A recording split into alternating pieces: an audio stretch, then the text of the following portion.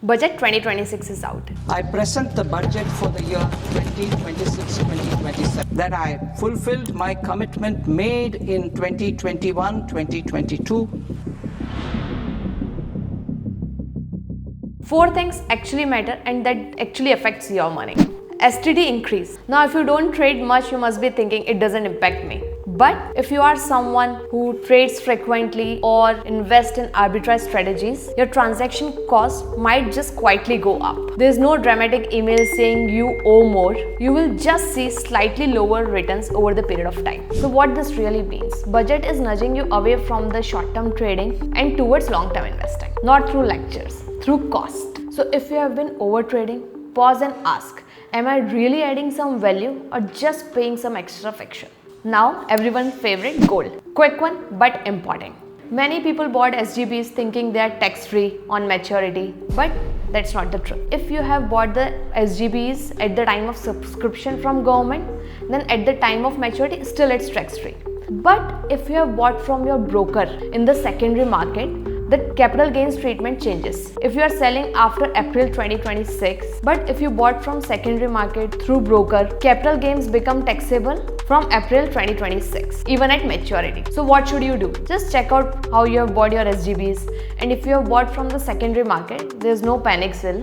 Just factor in tax when exit. Simple adjustment. So in investing, how you buy something matters as much as what you buy. Now the third thing, TCS reduction.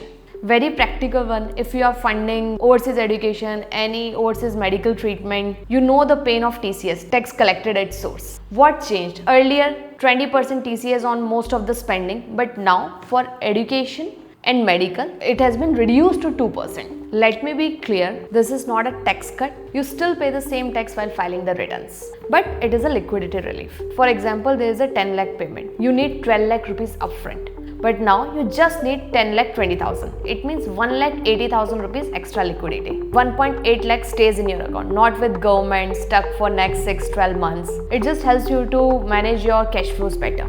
Now fourth one and the most important, public capex.